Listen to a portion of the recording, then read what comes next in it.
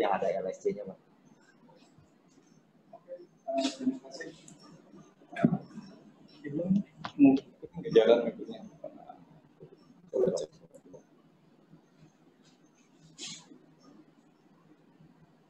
Jalan. Ini 1, 2, 3, 4, 5.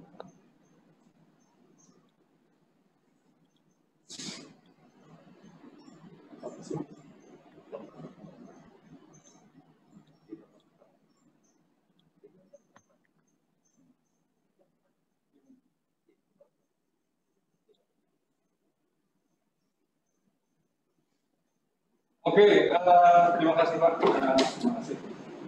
Selamat pagi menjelang siang semuanya. Hari ini kita kedatangan dosen tamu. Kebetulan dosen tamu ini beliau adalah pemilik dari King Photo. Halo Pak, apa kabar Pak? Udah siap Pak? Iya, halo. Selamat pagi Pak Didi. Oh pagi Pak, oke. Pak, sedikit kita flashback. Sebenarnya dengan King Photo kita mungkin kerjasama 5 tahun lalu Pak. Waktu di Bali. Ya. Kebetulan saya punya bisnis Luangi Dekor dan kita beberapa bareng di acara ya. Iya. Tapi sorry Pak, saya ralat sedikit. Saya bukan ownernya King Photo ya Pak ya. Oh bukan. Oh bukan. Saya bukan. saya salah satu karyawannya aja. Kali mantunya atau siapa gitu kan? Oh bukan Pak. Oke. Jadi saya dulu kerjasama sama King Photo Pondok Indah Pak. Oh iya. Tuh, kita ada cabang di Pondok Indah. Beberapa pameran kita bareng sih. Ininya. Oke. Pak, langsung saja. Mungkin Bapak ada yang bisa di-share untuk perkenalan dulu, baru nanti kita masuk ke materi perkuliahan hari ini ya. Silakan Pak, kita tidak membuang waktu aja, jadi nanti Bapak perkenalkan diri, kemudian menjelaskan materi yang berkenaan dengan minggu ini dan bagaimana aplikasi materi tersebut di perusahaan yang Bapak bekerja. Kemudian nanti lebih banyak tanya jawab Pak ya. Jadi dari mahasiswa saya atau mungkin dari dosen-dosen yang ingin menanyakan hal yang berhubungan dengan yang Bapak presentasikan ya. Oke Pak, terima kasih Pak. Silakan Pak. Sekarang kelas untuk Bapak ya layarnya ya. Terima kasih. Oke, terima kasih Pak Didi. Selamat pagi teman-teman semua. Bapak Ibu dosen juga. Perkenalkan, nama saya Dila Franzeli Dimas Putra. Sebelumnya saya terima kasih atas kesempatannya hari ini bisa sharing ke teman-teman di BINUS yang mungkin notabene adik-adik kelas saya, karena saya juga lulusan BINUS dulunya. Jadi S1 saya di salah satu teknik jurusan komputer, kemudian saya ambil S2-nya di BINUS, saya jurusan MMSI angkatan 2012. Saat ini saya bekerja di King Photo. Kalau perusahaannya kita King Vista ada grup sebagai IT/IS manager. Saya banyak bergerak lebih ke strategik sebenarnya di perusahaan King Photo ini untuk pengembangan sistem, kemudian lebih ke arah bisnis dan marketingnya juga sebenarnya. Nanti ada beberapa proyek yang sudah saya jalankan juga, nanti akan saya sharing di slide presentasi saya gitu. Mungkin Pak Didi langsung saya share aja atau gimana Pak? Silakan Pak, Bapak sudah jadi co-host kalau nggak salah, jadi udah bisa share PPT, silakan. Oke, saya share screen ya Pak.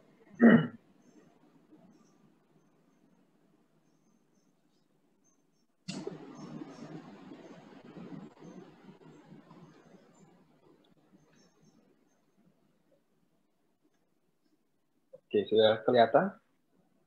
Ya, kelihatan Pak. Jelas. Suara saya cukup jelas ya Pak ya? Ya, cukup jelas. Oke, baik. Selamat pagi teman-teman sekali lagi.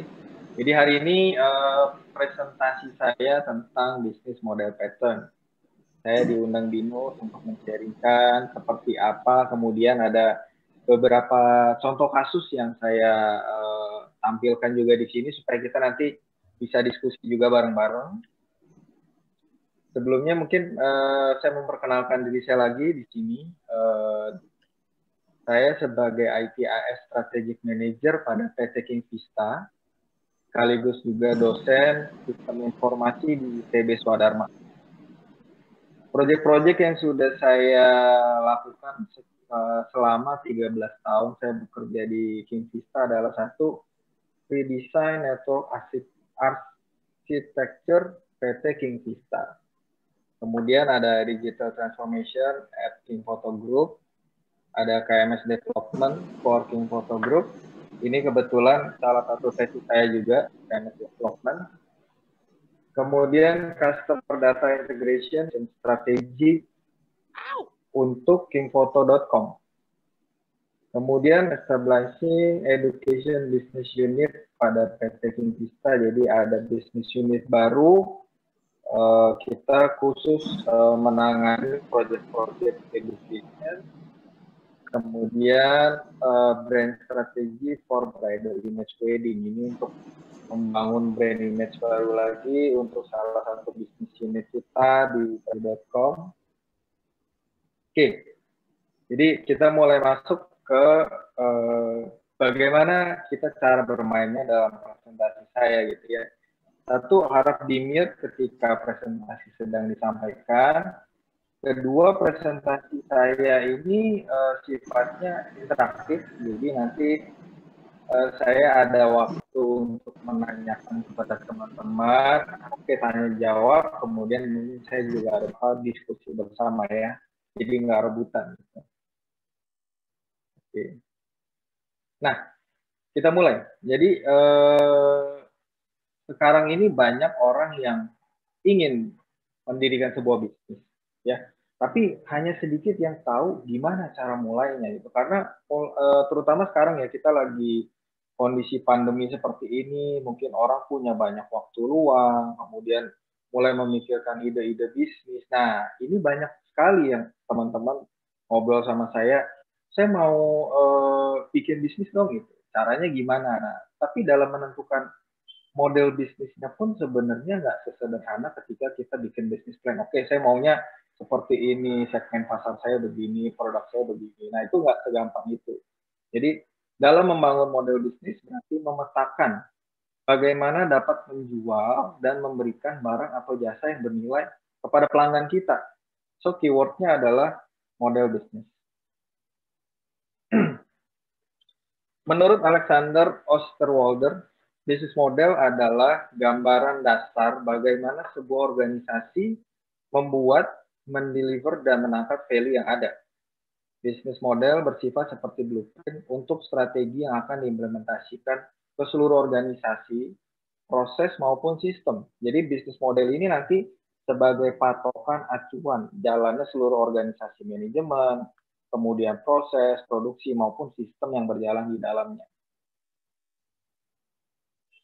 Jadi manfaatnya apa gitu kita dalam membuat bisnis model, manfaatnya untuk perusahaan. Pertama adalah model bisnis dapat dipakai untuk membantu menguji konsistensi hubungan antara komponen-komponen di dalam sebuah perusahaan. Nanti penjelasannya di slide berikutnya ya. Kemudian manfaat kedua adalah model bisnis dapat digunakan untuk membantu menguji pasar dan asumsi yang digunakan ketika mengembangkan bisnis. Ketika kita mengembangkan bisnis, nah alat pengujinya juga disediakan. Kemudian model bisnis dapat dipakai untuk menunjukkan seberapa radikal suatu perubahan dilakukan dan konsekuensinya apa. Karena kalau kita melakukan suatu perubahan dalam satu organisasi ataupun perusahaan yang cukup besar, apalagi perubahannya radikal gitu, kita berubah total. Harus ada konsekuensi-konsekuensi yang diukur. Kemudian memudahkan para perencana dan pengambil keputusan di perusahaan melihat hubungan logis antara komponen-komponen di dalam bisnisnya. Ya.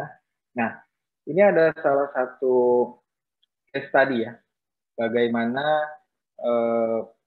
bisnis model ini sangat diperlukan di perusahaan. Nah, ini ada gambar, ada kamera, dan ada film. Mungkin teman-teman yang di sini yang teman-teman mahasiswa belum pernah lihat nih kamera apaan kayak gini ya, jadul banget. Dan itu benda apaan kuning-kuning seperti tabung itu ya. Jadi kalau teman-teman mungkin taunya zaman sekarang, kamera udah digital nih. Kameranya digital, penyimpanannya juga pakai memory card ya, udah bergiga-giga gitu. Jadi lebih enak lagi gitu. Nah, kalau zaman dulu kamera bentuknya seperti ini, analog. Dan media penyimpanannya adalah tabung kuning itu, kita bilangnya film.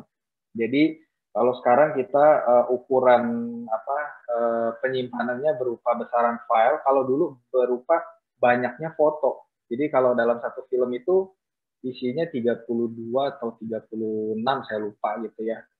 Jadi artinya kita hanya bisa 32 kali jepret atau 36 kali jepret. Jadi kalau orang zaman dulu mau foto tuh benar-benar di-keker dulu, dilihat objeknya udah bagus belum, fokus enggak, ngeblur enggak, oke cahayanya, baru dia shoot. Kalau sekarang enggak. Kalau kita sekarang lebih enak. Kita shoot dulu, mau terang, gelap, kedip, apa shoot aja dulu. Nanti setelah itu baru fotonya kita pilih-pilih. Yang nggak suka dibuang. Karena apa? Chipnya kita bisa pakai lagi. Kalau yang ini enggak, si film ini sekali pakai ya. Nah itu sekilas soal kameranya gitu. Nah yang kita mau bahas adalah perusahaannya. Perusahaannya bernama Kodak ya. Sebuah perusahaan teknologi, ini perusahaan Jepang, fokus pada film fotografi sampai abad ke-20. Perusahaan ini membuang kesempatan untuk memimpin revolusi fotografi digital karena terlalu lama membohongi dan menyangkal perusahaan mereka sendiri. Maksudnya gimana nih? Steve Sesson, CEO Kodak, menemukan kamera digital pertama kali pada tahun 1975.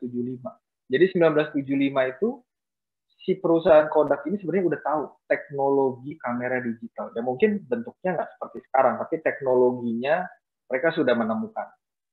Ya, tahun 75. Padahal kita baru pakai era-era kamera digital tuh di tahun 2000-an. Tapi pada waktu itu para pemimpin Kodak gagal melihat fotografi digital sebagai teknologi. Dia lihat si kamera digital itu, si teknologi digital itu dia bukan lihat sebagai teknologi, tapi dilihat sebagai ini jadi suatu penghalang untuk perusahaan kita ke depan. Seorang mantan wakil presiden Kodak, Don Strickland, mengatakan, kami mengembangkan kamera digital konsumen pertama di dunia, tetapi kami tidak bisa mendapatkan persetujuan untuk meluncurkan atau menjualnya, karena takut akan efek pasar. Manajemen kami sangat fokus pada keberhasilan film.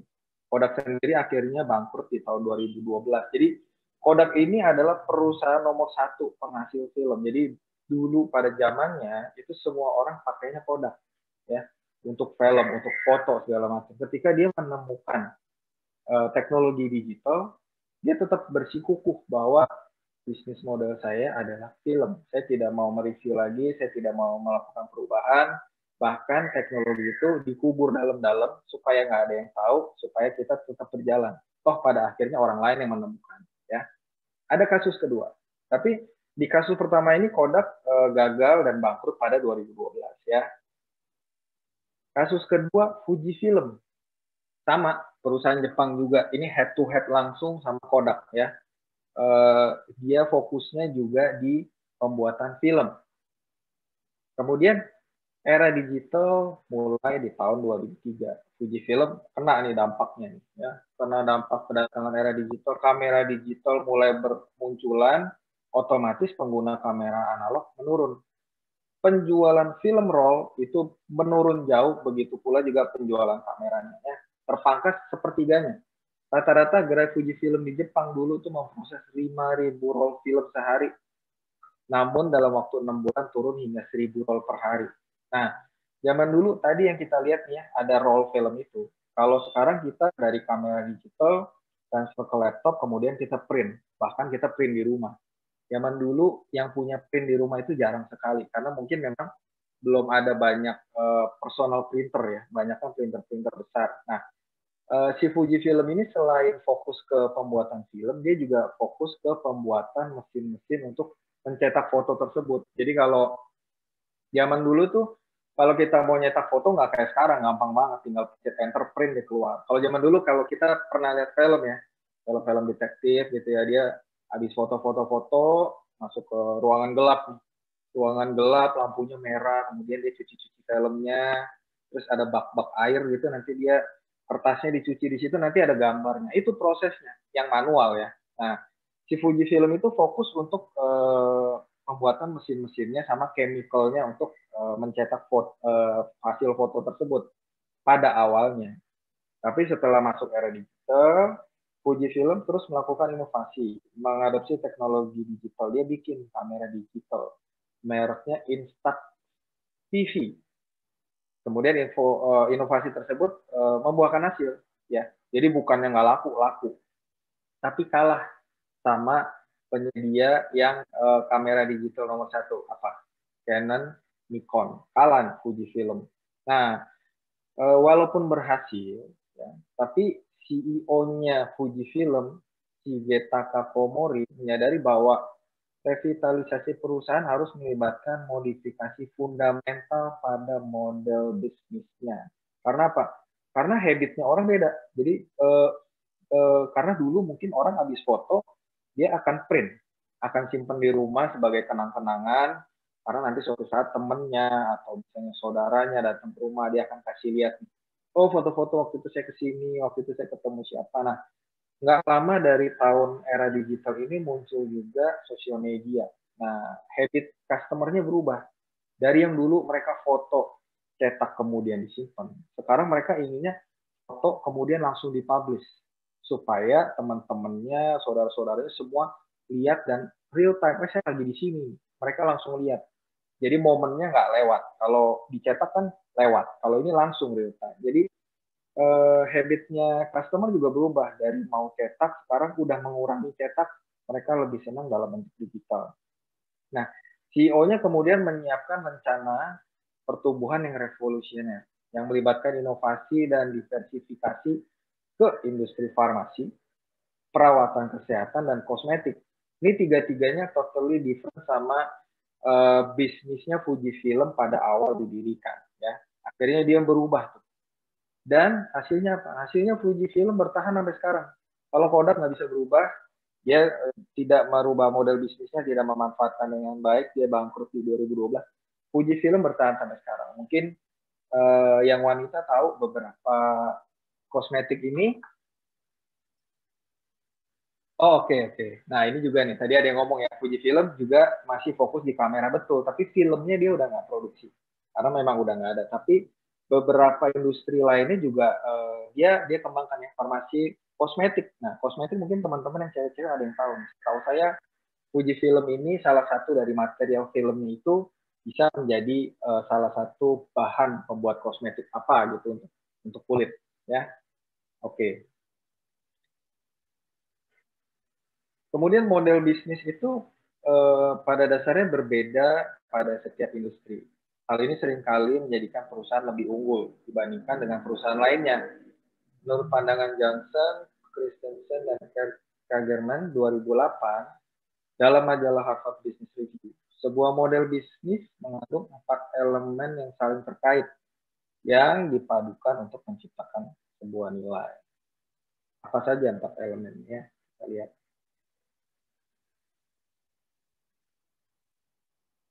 Pertama, elemen 1, customer value proposition. Elemen keduanya, profit formula. Elemen ketiganya, key resources. Elemen keempatnya, key process. Kita jabarkan satu-satu. Elemen pertama, customer value proposition.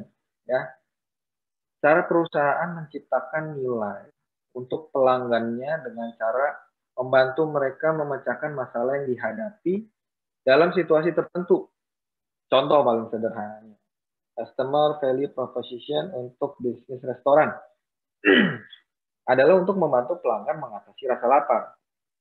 Kemudian jasa taksi ya, adalah untuk membantu pelanggan menuju tempat tujuan dengan nyaman. Nah, sekarang saya tanya teman-teman nih, boleh jawab di chat atau jawab langsung ya. Kalau Kodak atau Fujifilm, customer value proposition-nya apa? Ada yang mau jawab?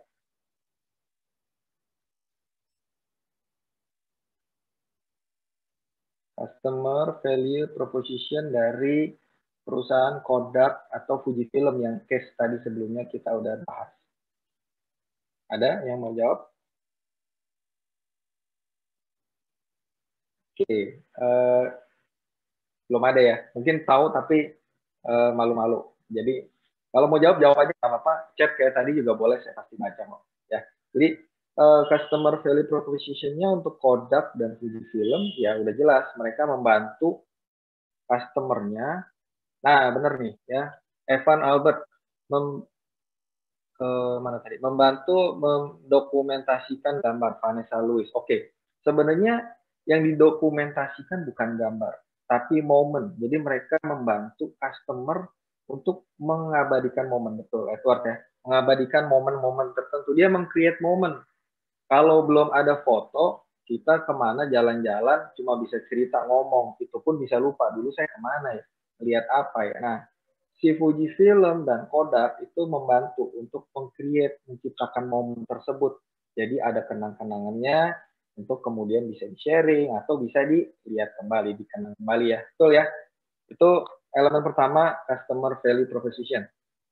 Elemen kedua, profit formula. Nah, tiap perusahaan beda nih, untungnya maunya gimana. Ya, perusahaan A untungnya saya jualan, saya ambil untung dari margin misalnya. Perusahaan B, wah saya nggak usah pakai margin deh, yang penting customer-nya banyak, saya misalnya mau ambil datanya atau apa, ya itu macam-macam. Tapi yang pasti di elemen kedua ini, ya profit formula ini adalah blueprint atau cetak biru perusahaan untuk menciptakan nilai buat dirinya sendiri. Ringkasannya, gimana perusahaan menghasilkan keuntungan, ya. Semua orang bikin perusahaan pasti mau untung, bukan mau rugi gitu. Nah, resep labanya lumayan kompleks karena terdapat beberapa bahan yang harus diolah. Jadi kalau antara perusahaan jasa atau perusahaan retail pasti beda ya, ada COGS lah, nanti kemudian ada headcount. Ada macam-macam perhitungannya beda-beda, tergantung bisnisnya seperti apa ya. Kemudian bahan tersebut adalah model pendapatan atau revenue model, struktur biaya, model margin, dan perputaran aset. Itu adalah rumus-rumus yang dipakai pada elemen kedua, profit formula. Ini tiap perusahaan sudah pasti beda. Iya. Ayah siapa sih? Tahu. Oke. Lanjutkan ya. Elemen ketiga, key resources, adalah sumber daya utama, aset seperti orang, teknologi, produk, dan fasilitas yang diperlukan untuk memberikan proposisi nilai kepada pelanggan. Fokusnya di sini adalah elemen utama yang menciptakan nilai bagi pelanggan maupun perusahaan, dan bagaimana elemen-elemen tersebut berinteraksi satu sama lain. Contoh lagi ini, ya, untuk key resources paling gampang. Case tadi, Kodak sama Fujifilm. Si Kodak ya dan Fujifilm itu dia bikin filmnya. Dia bikin film, foto-foto. Kemudian elemen pendukungnya apa? Coba ada yang bisa kasih tahu? Yang jawab. Elemen pendukungnya untuk bisnisnya mereka yaitu mereka bikin film. Elemen pendukungnya apa tadi? Si Fujifilm juga bikin, si Kodak juga bikin. Contohnya. Jadi bisnis utamanya mereka kan dia bikin kamera, kemudian dia bikin film. Nah dia ada juga nih elemen ketiga nih. Teknologi-teknologi pendukungnya nih, ya, diciptakan supaya pelanggan-pelanggan ini bisa melanjutkan prosesnya gitu. Nah, saya langsung jawab aja kalau gitu ya. Jadi yang diciptakan itu untuk pendukungnya salah satunya adalah tadi bahan-bahan kimia untuk pencetakannya, kemudian mesin-mesinnya, kemudian mereka buat gerai-gerainya dan teknologi-teknologi untuk mendukung prosesnya. Setelah foto, kemudian mereka akan melakukan cetak dan sebagainya. Ya. Dan elemen keempat adalah key process. Ya. Perusahaan yang sukses memiliki proses operasional dan manajerial yang memungkinkan mereka memberikan nilai dalam suatu cara yang berhasil mengulang dan meningkatkan skala. Proses utama ini dapat berupa tugas yang berulang-ulang seperti pelatihan, pengembangan, produksi, penganggaran, penjualan, pelayanan. Proses utama juga mencakup peraturan, ukuran, dan norma-norma perusahaannya. Jadi di elemen keempat ini lebih ke pada perusahaannya sendiri, internalnya, mereka proses yang dilakukannya apa. Ya, seperti salah satunya tadi yang saya lakukan di perusahaan saya adalah membuat KMS ya, Knowledge Management System, untuk menggambarkan menggambarkan prosedur-prosedur yang berjalan di dalam, kemudian bisa diulang untuk orang-orang yang mungkin baru masuk, atau replacement, atau generasi-generasi baru, kemudian pembuatan SOP dan sebagainya, itu masuk ke dalam elemen keempat, yaitu key process. Ya. Kemudian kita lanjut. Jadi dari tadi kita ngomong, ya, bisnis model, apa tuh bisnis model? Jadi itu yang jadi topik kita hari ini. Kita akan bahas 5 business model pattern. Ya. Yang pertama, unbundling business model. Kedua, the long tail. Ketiga, multi-sided platform.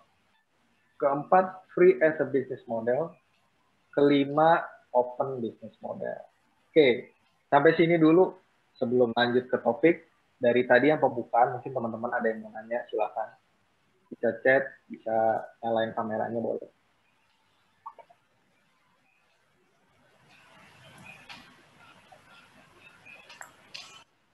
Oke, ada yang mau nanya atau diskusi? Atau saya lanjutkan aja ya, kita ke topiknya ya. 5 business model pattern. Oke, di sini ada 5, unbundling, the long tail, multi-sided platform, free as business model, open business. Lihat dari gambarnya, udah cukup jelas sebenarnya, tapi kita breakdown di bawah. Unbundling, apa sih unbundling? Kalau bundling kan gabung, ini justru dipisah. Ya. Konsep unbundling business model ini menjelaskan bahwa pola yang menunjukkan perusahaan yang memiliki bisnis yang tidak dapat disatukan dalam pengelolaannya, karena memiliki konsep dan tujuan yang berbeda. Biasanya berada pada segmen bisnis, customer relationship, product innovation, ada infrastructure ya. Jadi 3 ini, customer relationship, product innovation, dan infrastructure itu sebenarnya ada dalam satu organisasi. Tapi dalam proses bisnisnya ini, dalam produksinya, dalam proses manajemennya, ini tidak bisa disatukan. Mereka dipisahkan supaya apa? Supaya bisa lebih fokus menjalankan bisnisnya, mendeliver jasa atau servisnya kepada customer-nya. Ya. Penemu konsep unbundling corporation adalah Hegel dan Mark Singer yang dituangkan dalam tulisan berjudul Unbundling the Corporation. Hegel dan Singer yakin bahwa sebuah perusahaan tersusun dari 3 jenis yang sangat berbeda dengan desakan ekonomi, kompetitif, dan budaya yang beda tiap perusahaan.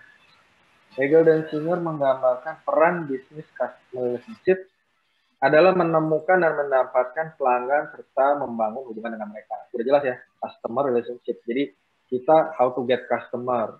Udah dapat customernya, gimana? Kita jalin hubungan dengan mereka. Servisnya yang baik ya, kemudian kita jalin hubungan supaya mereka repeat order lah, supaya mereka loyal kepada brand kita.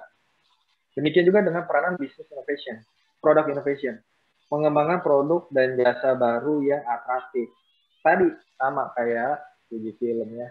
Dia udah bikin produk bertahun-tahun sukses, tapi perlu ada pengembangan lagi, supaya tidak ketinggalan, supaya bisa terus berjalan. Dengan bergulirnya teknologi semakin maju, dia harus bisa menyesuaikan. Kemudian peranan bisnis infrastruktur adalah membangun dan mengatur platform untuk tugas-tugas dengan volume tinggi yang berulang. Nah, kita jelasin di bawah. Customer relationship. Jenis bisnis ini lebih mengutamakan operasional bisnisnya dengan menjaga hubungan pelanggan, memahami kebutuhan dan pelayanan yang dibutuhkan pelanggan, serta melakukan pembiayaan dan promosi yang cukup konsisten untuk terus meningkatkan jumlah pelanggan yang membeli produk dan jasa mereka. Ya, jadi jenis usaha ini fokus kepada pelayanan hubungan dengan customer. Ya, mereka ada punya biaya yang cukup konsisten untuk branding lah, ya, untuk melakukan servis kepada customer. Fokus bisnis yang dijaga adalah bagaimana dapat mencakup segmen pelanggan yang ditargetkan, kelancaran dari channel marketing, branding, and sales, dan terus menginformasikan produk dan value, serta menjaga konsistensi customer relationship strategi agar terus berjalan secara signifikan. Ya. Karena banyak perusahaan yang mereka tahu gimana cara dapetin customer, tapi setelah dapat customer mereka nggak tahu cara mereka memaintain customernya supaya mereka tetap loyal kepada brand tersebut. Ya. Kemudian bisnis ini menyerahkan pengembangan produk dan pemutakhiran sistem yang mereka gunakan kepada outsourcing company, sehingga mereka sangat fokus dalam meningkatkan pelayanan kepada pelanggan dengan mengetahui secara tepat kebutuhan mereka. Jadi mereka cuma fokus saja ke pelanggan. Keluhannya mereka apa, keinginannya mereka apa, kebutuhannya mereka apa. Nah, untuk pengembangan sendiri, mereka serahkan lagi. Ada perusahaan lain, atau ada divisi lain gitu.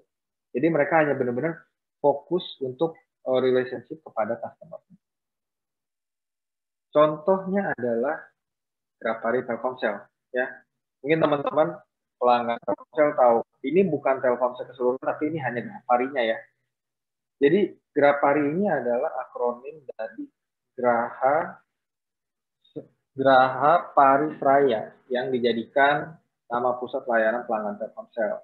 Selain bertindak sebagai pusat layanan pelanggan yang memfokuskan diri untuk melayani pelanggannya, Grapari menyediakan penjualan produk sendiri seperti Kartu Halo dan Simpati. Ini zaman dulu ya. Sekarang mungkin udah ada sudah ada banyak produknya Telkomsel. Nah, tapi si Grapari ini sendiri cuma fokus untuk melayani pelanggan, keluhan. Pelanggannya mungkin punya masalah dengan sinyal, atau punya masalah dengan billingnya, atau mungkin kartunya mungkin dia perlu upgrade dan sebagainya, data-data customer. Nah, itu kita lakukannya di Grapari Telkomsel. Ya. Grapari sendiri nggak jual handphonenya, nggak jual telepon seluler, kecuali ada kebijakan, atau dalam artinya, kecuali mereka biasanya ada promo nih, bundling. Beli handphone ini sama kartunya Telkomsel, nanti bayarnya berapa, itu pengecualian. Tapi sebenarnya mereka tidak menjual handphonenya sendiri. Jadi kalau ada customer yang mau beli handphonenya atau gadgetnya atau device, biasa diarahkan ke dealer-dealer resmi atau yang retail bekerja sama. Grapari hanya benar-benar fokus untuk melayani masalah yang dialami oleh pelanggannya. Oke, sampai sini dulu ya. Customer relationship, ada yang mau nanya nggak? Kenapa perusahaannya ini hanya di bidang ini aja gitu? Ada yang mau nanya? Silakan, all kelas ada yang mau nanya atau dosen yang mau nanya juga silakan.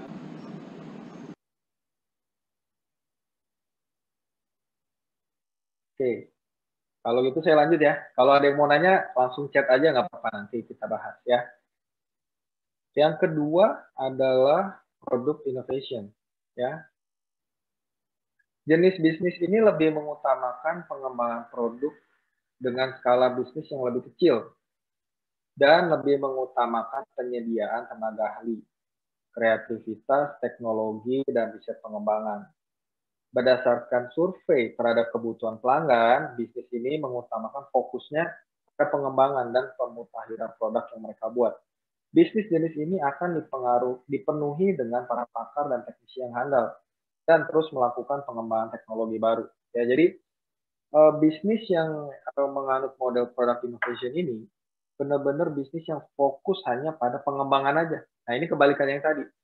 Kalau yang tadi dia mengarahkan fokusnya pada justru yang ini tidak mereka di belakang layar.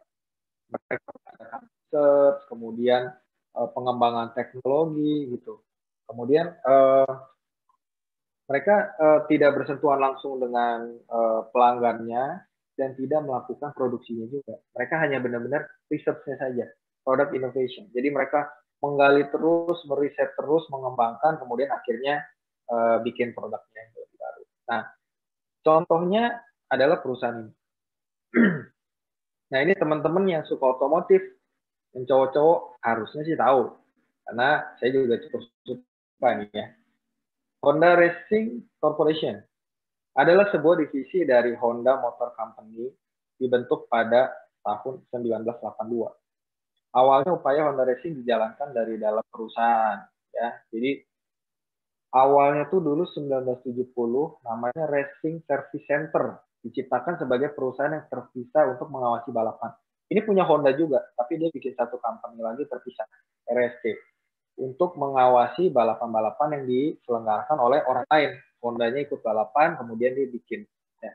Kemudian 1 September 82, RSC menjadi HRC dan menggelar balapan Honda sendiri, ya, road race ketahanan, dan program uji balap motor cross. Nah, jadi pengembangan produk baru Honda melibatkan penelitian untuk menghasilkan teknologi baru, bahan, desain, pengembangan, dan menerjemahkan kemajuan jadi produk yang sesuai dengan kebutuhan customer. Jadi perusahaan ini ya yang product innovation hanya benar-benar melakukan research. Dia mungkin mengadakan event sendiri atau mungkin ikut event orang, tapi dia hanya benar-benar melakukan research. Mungkin juga ada feedback balik dari perusahaan-perusahaan yang tadi yang berhubungan langsung dari customer. Oh, customer butuhnya ini, customer pengennya ini. Setelah mereka dapat feedback balik, mereka melakukan research, ya, melakukan komparasi, kemudian mereka melakukan pengembangan, kemudian diuji, dan kemudian ya hasilnya adalah produk-produk baru atau mungkin produk-produk inovasi dari produk yang sudah ada. Intinya perusahaan jenis ini hanya melakukan pengembangan produk dan tidak bersentuhan langsung dengan customer. Oke. Yang ketiga, jenis bisnis ini lebih mengutamakan kepada supporting bisnis inti dalam hal perawatan, penyediaan perawatan pabrik, pengembangan peralatan penunjang produksi, dan berhubungan dengan beberapa perusahaan yang membutuhkan peralatan dan supporting yang sama sebagai pelanggan perusahaan ini. Bisnis ini lebih mengutamakan penyediaan peralatan kerja yang menunjang bisnis inti, menjalankan kelancaran bisnisnya ya. Jadi bisnis ini kebalikannya lagi nih. Kalau yang pertama dia berhubungan langsung sama customer. Yang kedua tadi yang product innovation melakukan pengembangan. Infrastruktur ini menyediakan infrastrukturnya untuk mereka berdua. Contohnya apa? Ericsson, ya ini salah satu partner Telkomsel juga. Dulu nih zaman dulu ada handphone zamannya masih Nokia, ya ada Philips, LG, Samsung, ada handphone Ericsson. Yang kemudian mungkin teman-teman taunya Sony Ericsson, ya dia join sama Sony, kemudian bikin handphone lagi Sony Ericsson. Nah itu mereka bikin tuh produk-produk untuk end user. Tapi tahun berapa itu Ericsson akhirnya memfokuskan kepada bisnisnya itu kepada model bisnis yang seperti ini ya. Jadi Ericsson merupakan sebuah perusahaan multinasional yang menghasilkan berbagai macam produk telekomunikasi. Salah satunya dulu produk-produk untuk end user yaitu handphone. Didirikan pada tahun 1876 ya, bermarkas di Stockholm.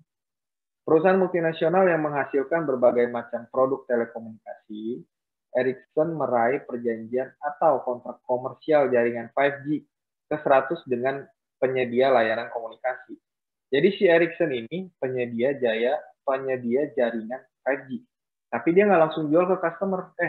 Nih Ericsson keluarin kartu baru, teknologinya 5G. Atau Ericsson bikin handphone baru, teknologinya 5G. Enggak. Ericsson menyediakan infrastrukturnya 5G.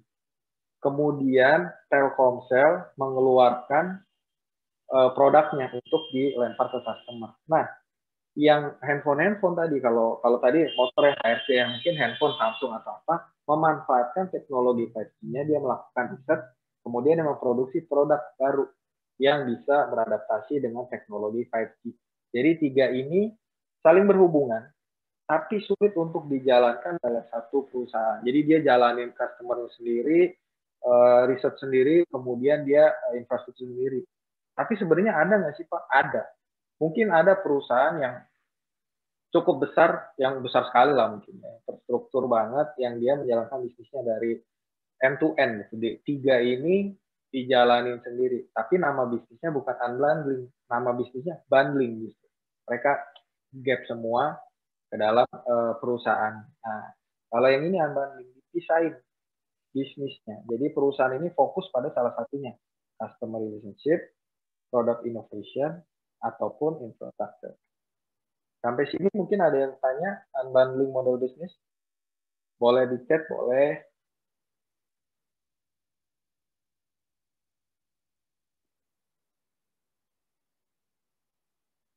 Oke, ada yang nanya nih ya. Sip. Saya baca.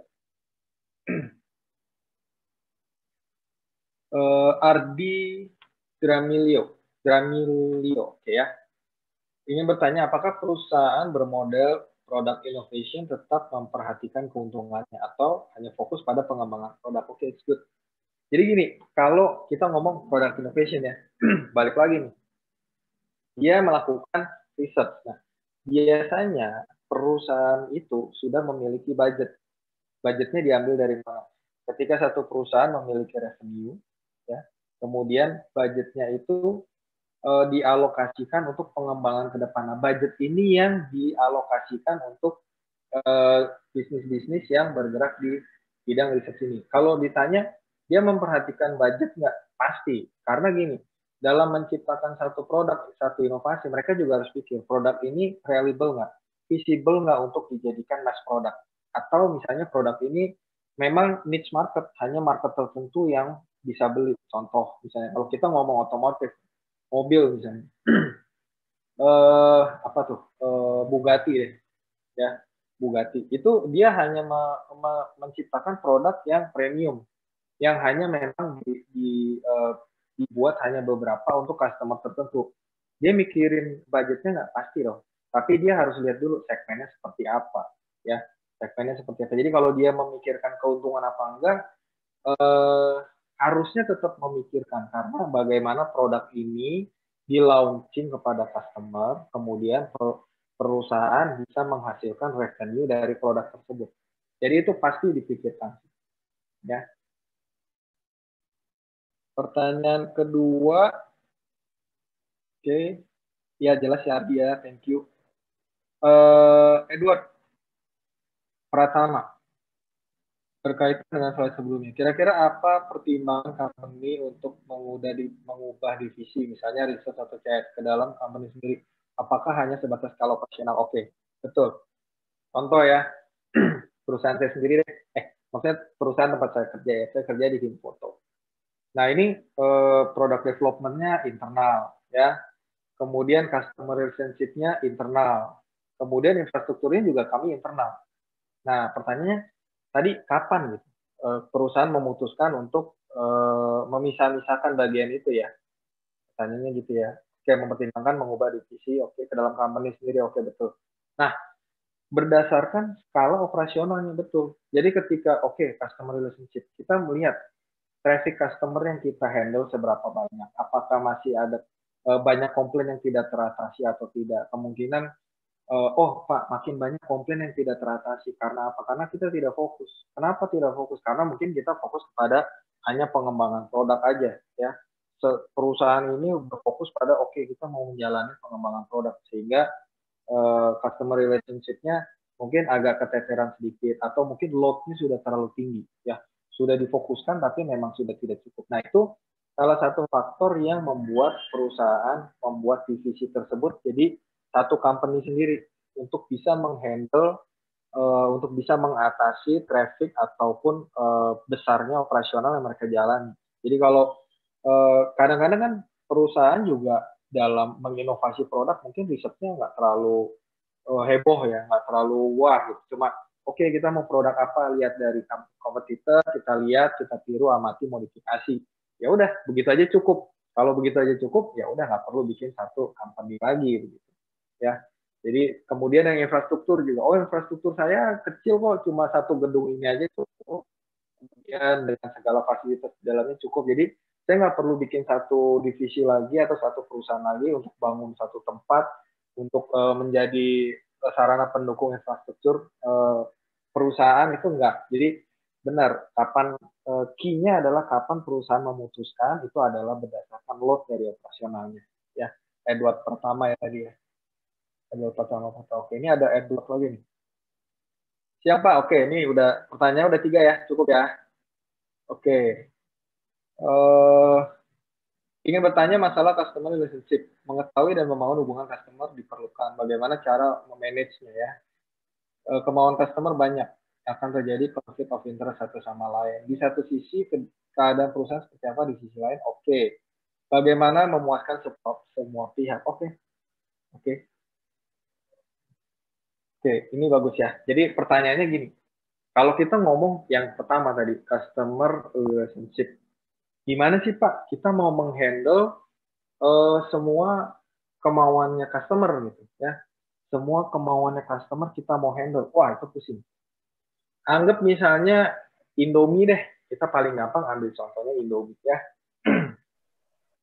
Indomie goreng rasanya ada berapa? Nggak usah Indomie goreng, Indomie kuah ya. Ada soto, ada apa, terus ada yang rasa-rasa daerah tuh. Ada mie cakalang lah dan sebagainya. Itu kan sebenarnya, kalau itu mungkin masuknya ke product innovation.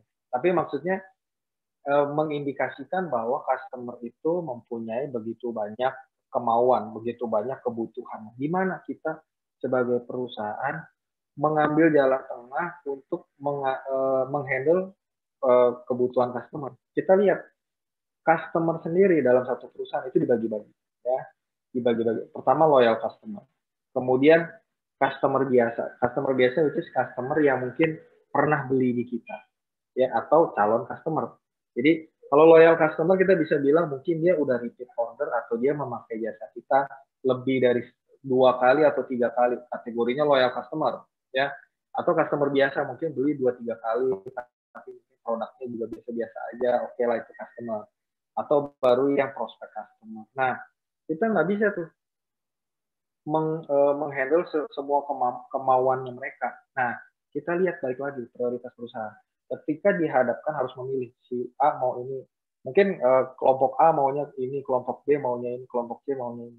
Yang kita pertimbangkan adalah kelompok mana yang berpengaruh besar terhadap bisnis kita, ya dong. Contoh loyal customer, dia menghasilkan omset begitu besar, kemudian dia juga begitu banyak mendatangkan tamu kepada kita, atau mungkin dia menghasilkan profit yang tinggi buat kita. Tentu suaranya lebih dominan dibanding yang customer-customer kecil. Jadi kalau ditanya gimana kita bisa memuaskan semua customer, nggak bisa. Nggak akan pernah bisa.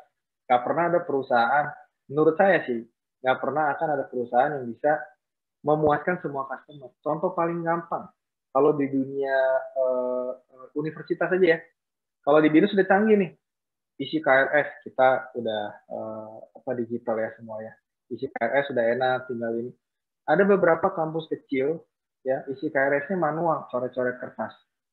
Ketika kita mau implementasikan metode digital ini ke dalam kampus yang kecil, nanti akan muncul dua sisi customer.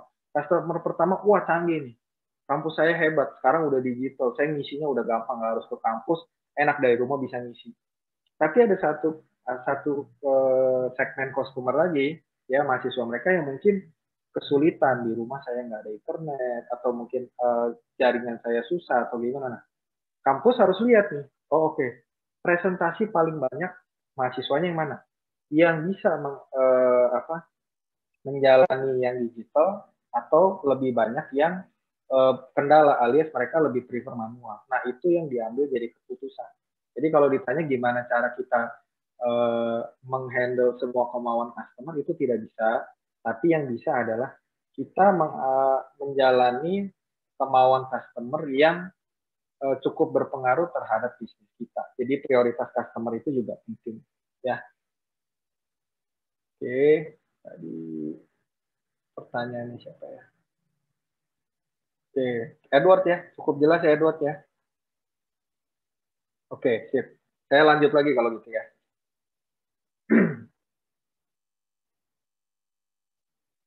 Oke.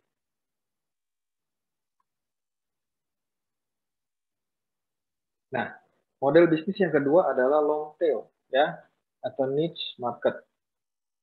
The competition is incredible niche. And so, to stand out from the competition, we can't be everything to everybody. Ini yang tadi nih ya. We can be everything to everybody. Instead, we have to find our own niches. Chris Anderson ya. Pola long tail menunjukkan bahwa bisnis cenderung menjual produk yang sedikit atau fokus pada pasar yang niche. Pola ini terjadi ketika perusahaan memiliki banyak produk, memutuskan untuk menjual produk yang terlaris aja dan menjadikan segmennya ceruk atau niche ya. Mungkin teman-teman tahu niche market ya. Niche market tuh market yang spesifik sekali, yang sempit sekali, yang hanya ya spesifik aja gitu. Misalnya contoh paling gampang, penggemar Vespa deh ya, penggemar Vespa. Di era motor metik begitu banyak, tetap aja ada orang yang suka Vespa. Jangankan Vespa baru, Vespa yang dulu-dulu pun yang udah jadul pun mereka suka. Nah, itu niche market. Vespa tetap ngejalanin seperti itu ya. Nah, contohnya belum. Oke. Anderson dengan konsepnya membagi produk dalam 2 jenis, yaitu produk hits dengan skala penjualan besar ya. Kalau kita lihat di kurvanya itu digambarkan sebagai head atau kepala. Ini tadi yang dinosaurus nih ya. Jadi yang the hits produknya itu menjulang ke atas itu adalah kepalanya. Dan produk non-hits atau niche produk yang penjualannya relatif kecil namun berlangsung secara terus-menerus. Pada kurva digambarkan panjang seperti ekor ya. Di kurvanya tuh, the long tail niche content. Nah, Anderson mencoba mengatakan bahwa produk-produk yang tidak hits mungkin tidak akan menandingi skala penjualan dari produk yang hits. Namun penjualannya tidak akan mati karena meskipun skala penjualan kecil, grafiknya konstan karena produk dalam kategori ini akan selalu ada peminat. Tadi balik lagi yang saya bilang, kalau ditanya Pak, penjualan Vespa ngalahin penjualan, ini saya bukan nyebut merek ya, penjualan Vespa ngalahin penjualan motor Matic Honda nggak? ADF, ADV misalnya gitu. Ya enggak lah, ADV pasti lebih jos gitu ya, lebih goal. Tapi Vespa akan ada terus yang beli 1, 2, nggak akan stop deh. Karena apa ya? Akan itu ada marketnya, dia punya market sendiri yang gede banget enggak, tapi terus menerus ada, nggak akan mati. Kalau ADV nggak usah ADV, Supra deh, Supra, Honda Supra ya, motor bebek. Begitu keluar booming, yes, penjualannya tinggi banget. Begitu lewat masanya sekarang Matic, Supra udah nggak ada yang beli, beda nih sama ini ya. Jadi analoginya kurang lebih begitu. Yang Vespa marketnya sedikit tapi akan ada terus dibanding yang booming lewat masanya habis ya. Nah, case tadi lagi teman-teman ada yang tahu Moka ya. Nah, ini jadi kalau teman-teman tahu kita di BINUS ya harusnya tahu lah ya. Jadi banyak sekarang tuh software house ya, software developer lah, web developer, app developer dan sebagainya.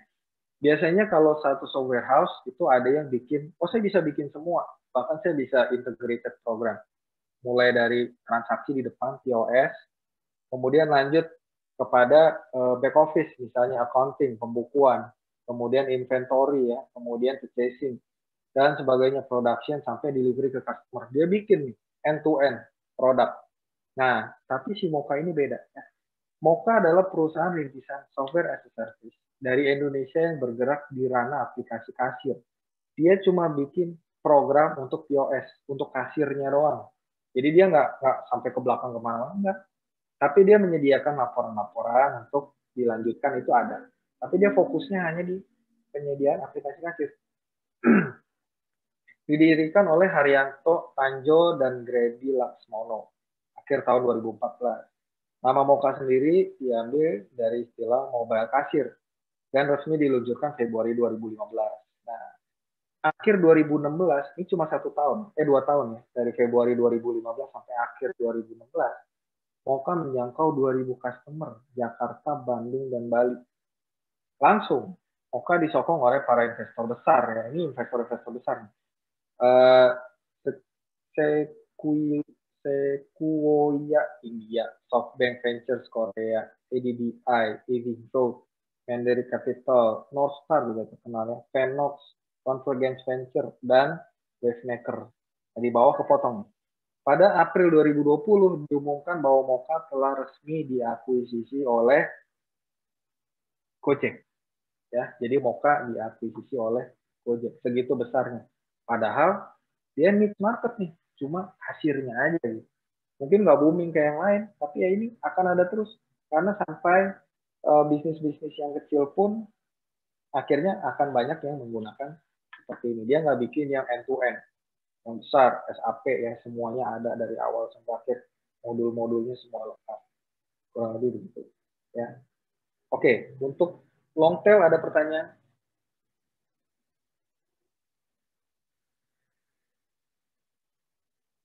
Cukup ya? Saya lanjutkan ya. Oke. Yang ketiga, multi-sided platform. Ya. Model bisnis multi-sided platform mempertemukan beberapa kelompok customer yang beda, tapi saling bergantung. Platform ini akan bernilai bagi satu kelompok customer kalau ada kelompok customer yang lainnya. Jadi nggak bisa cuma satu customer-nya. Harus ada beberapa kelompok customer dan customer ini saling bergantung. Value-nya sendiri diciptakan dengan memfasilitasi interaksi antar kelompok yang berbeda. Jadi si bisnis ini dapat value-nya, dapat untungnya, itu dia jadi memfasilitasi, jadi middleman antara kelompok-kelompok tersebut. Salah satu cara yang digunakan oleh model bisnis multi-sided platform dalam memecahkan masalah adalah dengan membuat subsidi terhadap satu customer segment, satu segmen customer ya. Jadi ada beberapa banyak customer, nah dia bikin subsidi. Perusahaan bisa menarik satu customer segment dengan memberi value proposition, harga murah atau bahkan gratis, sehingga dapat menarik customer segment dari sisi lainnya lagi. Namun perlu dipastikan sisi mana yang harus disubsidi dan bagaimana menetapkan harga yang tepat untuk menarik customer di sisi yang lain. Contoh kasus, ya. Nah, saya minum dulu.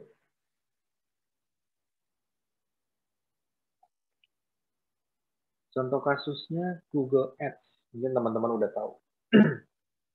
punya Google, ya.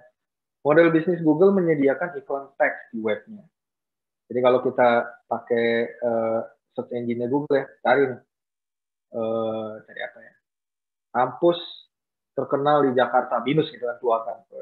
BINUS keluar ya.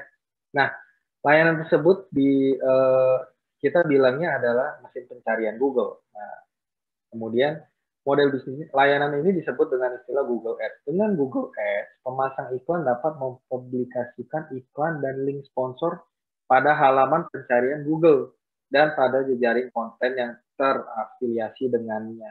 Iklan-iklan tersebut akan tampil sebagai hasil pencarian ketika orang menggunakan mesin Google. Namun layanan ini hanya akan berjalan baik jika banyak orang yang menggunakan mesin pencarian Google. Contoh, saya mau cari restoran terbaik di Jakarta Barat misalnya. Di Google, klik restoran terbaik Jakarta Barat atau restoran Western Jakarta Barat. Oh tuh, ya, Olikau lah, apalah, mereka pasang iklan. Nah, ini ada dua sisi customer.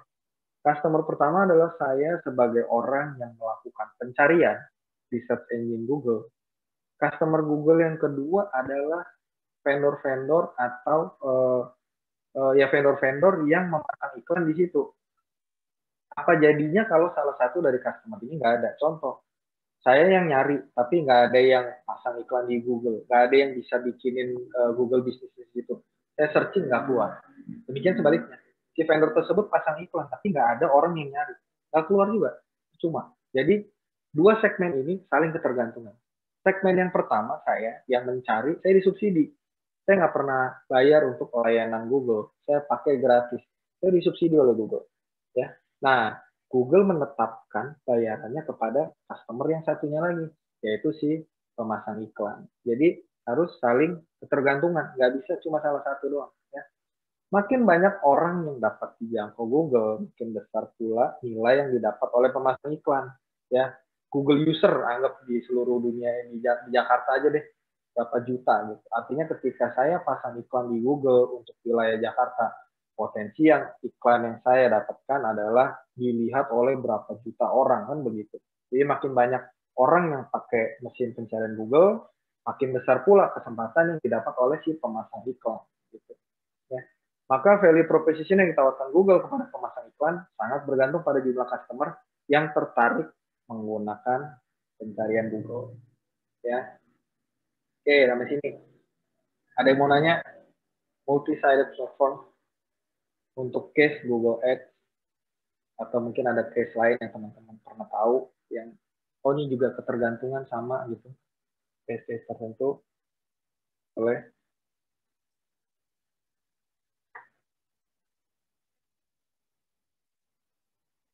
Oke, ada ya. Oke, kita lanjut ya.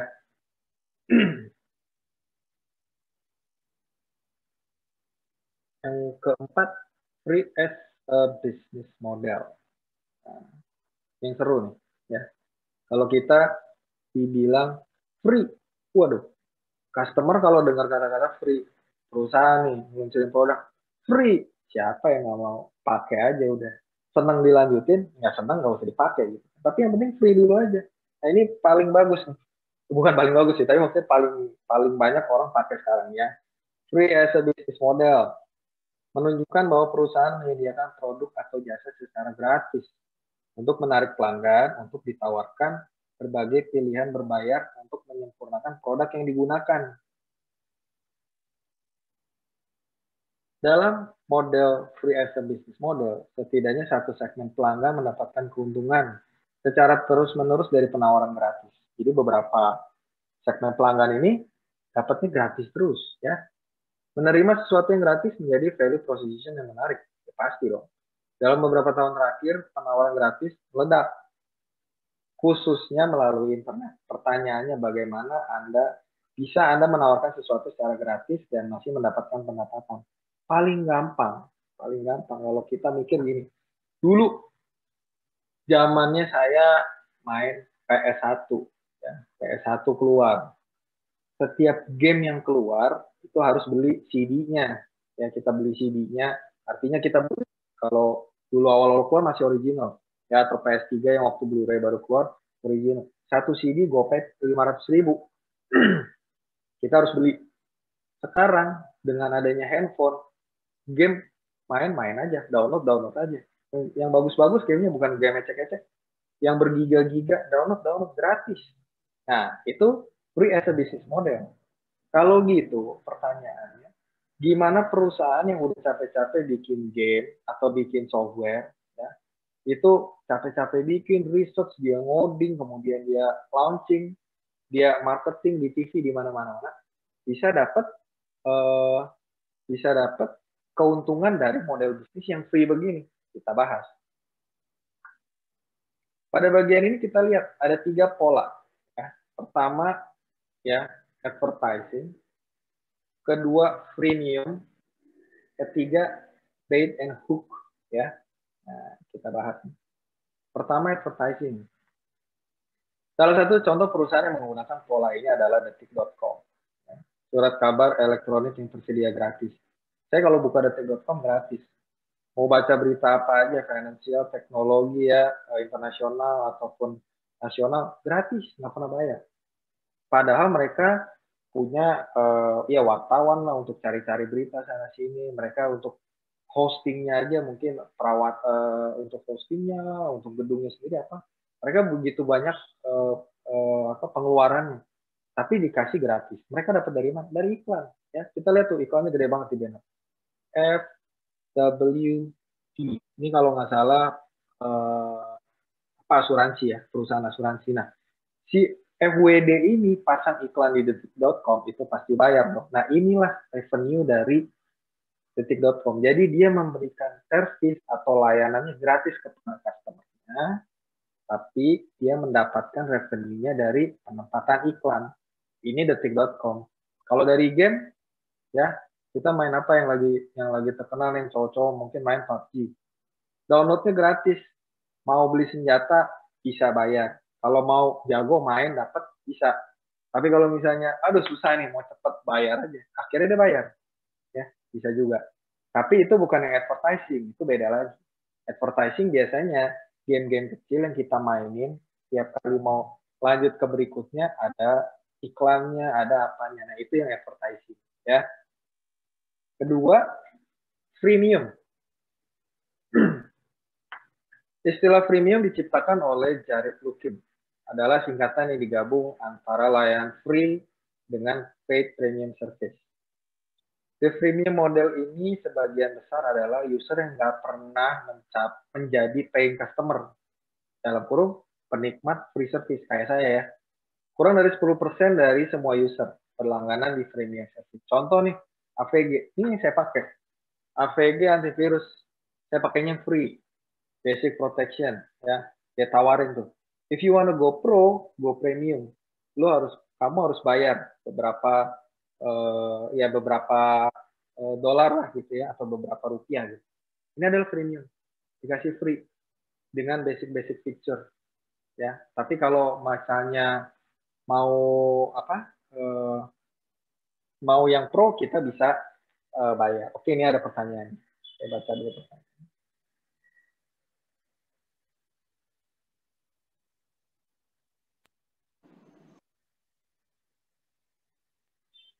Oke, dari Edward lagi. Edward pertama.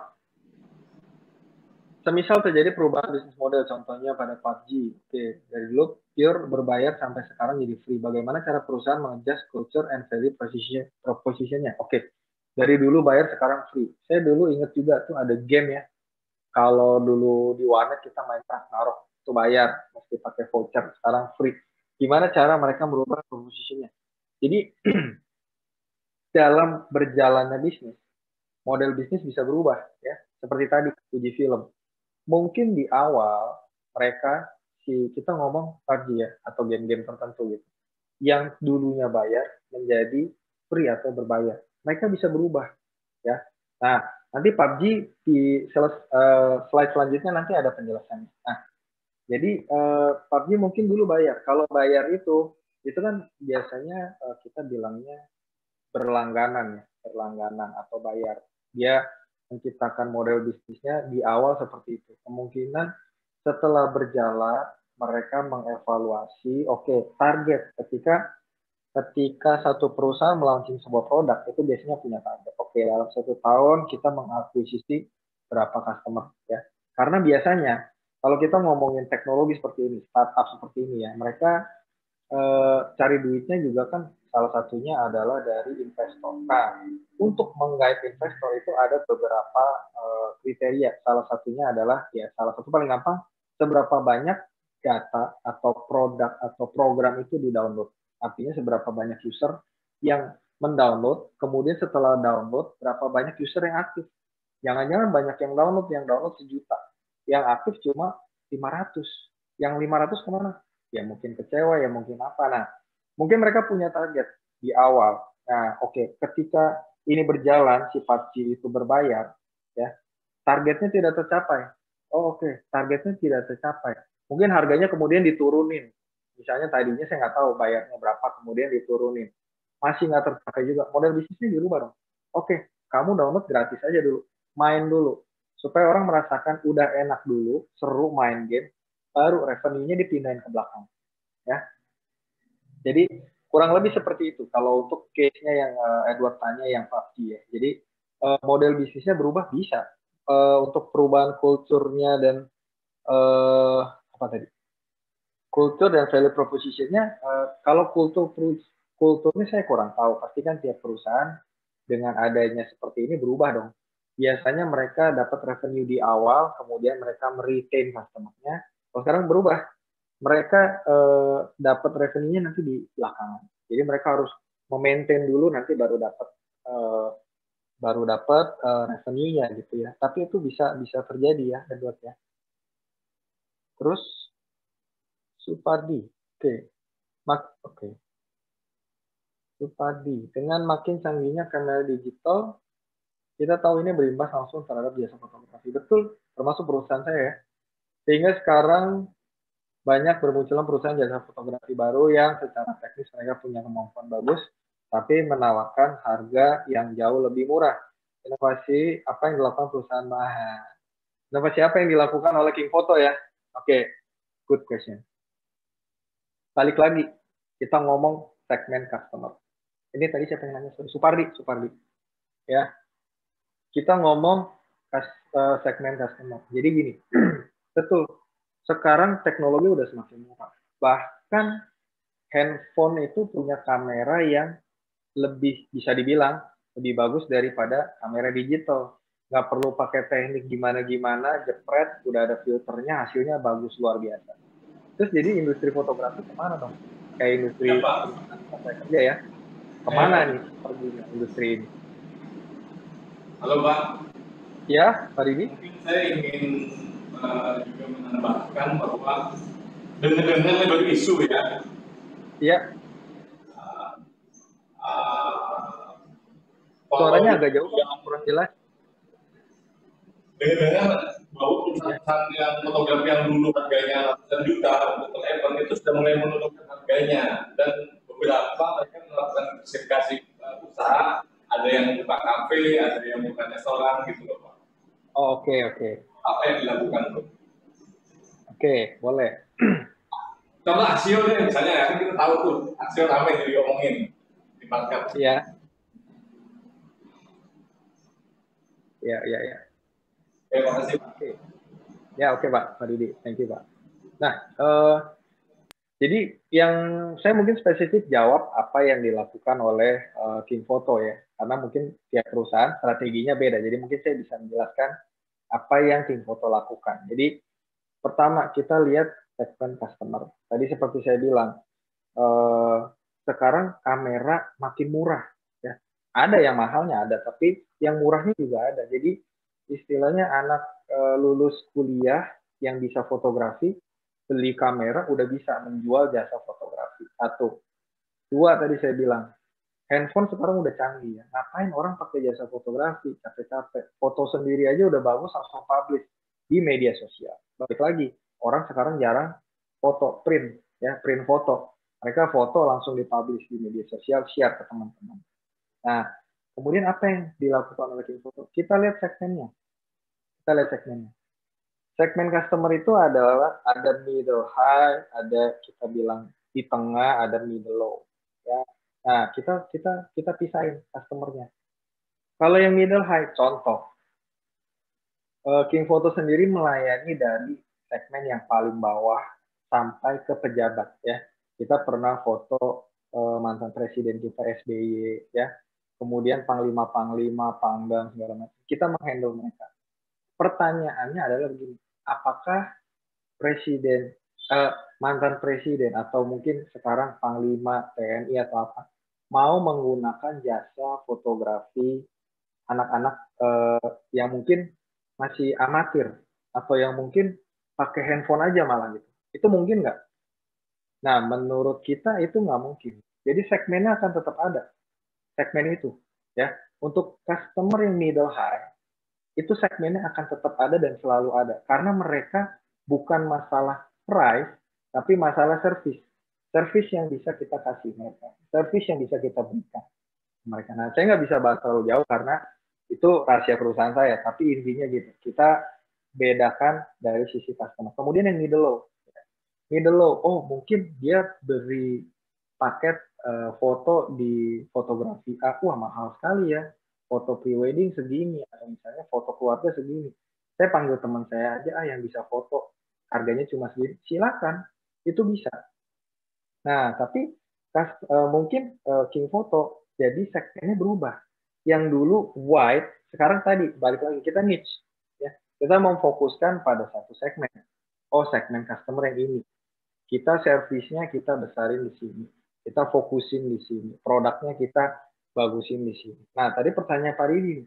Banyak fotografi juga mungkin perusahaan yang mulai beralih bisnis lah ya Pak. Kafe lah atau mungkin ada bisnis-bisnis lain. Nah, kalau di bisnis lain, gitu ya Pak Didi pertanyaannya ya? Betul Pak. Axio saya bikin kafe udah lama di Senayan City dia bukan? Ya, nah kalau di perusahaan lain saya kurang tahu, tapi saya akan sharing yang di King Photo. Jadi King Photo sendiri di bawah King Vista itu kita grup. Ya, jadi saya menghandle satu foto videografi di King Photo, kemudian kita ada digital printing juga, kemudian kita ada F&B, restoran cafe, kemudian kita punya properti juga, dan kita juga ada bisnis pabrik frame di Serang ya. Jadi 5 main bisnis kami. Nah, ini kami jalan. Nah, ini berjalan sebenarnya sudah dari dulu, bukan karena ada shifting yang tadi ya, karena ada shifting bahwa produk-produk sekarang udah banyak yang keluar murah. Nah, ini memang kita lakukan sudah dari dulu. Nah, kalaupun kita bangun produk-produk ini sebenarnya beberapa bisnis-bisnis ini sebenarnya beberapa adalah bisnis pendukung untuk bisnis utama kami, yaitu fotografi. Contoh digital printing.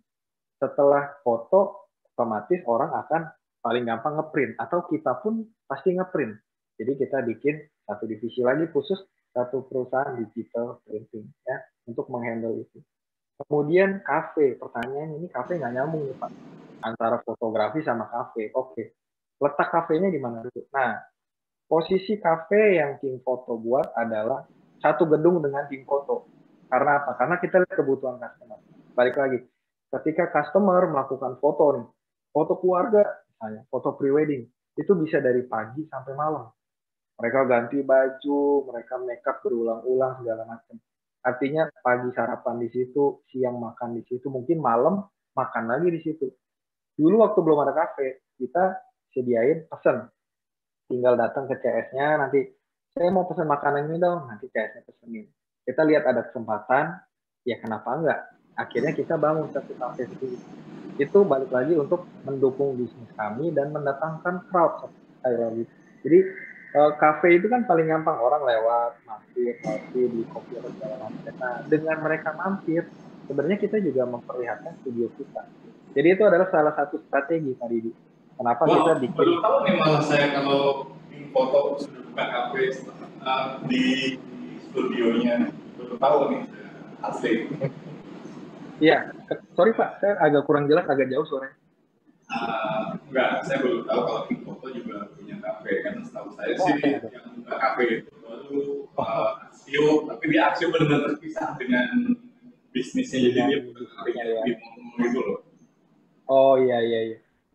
Nah itu mungkin mereka memang mau mencoba bisnis lain gitu.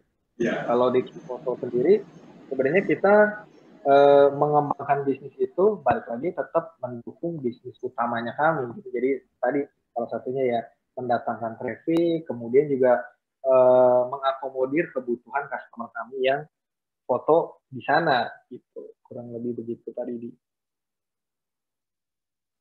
Cukup jelas ya Pak? Pak, cukup menjawab Pak, terima kasih. Oke, ada Akmal. Mau tanya, apakah dalam satu perusahaan holding bisa menampung banyak divisi dengan bisnis model berbeda-beda?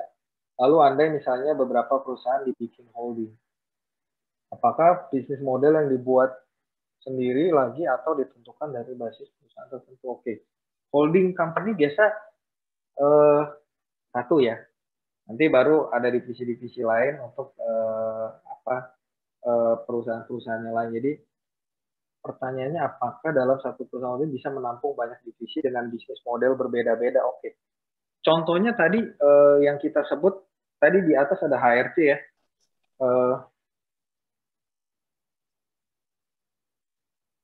Akmal ya tadi. Akmal di atas tadi kita ada sebut HRC. HRC itu salah satu divisi dari Honda Motor.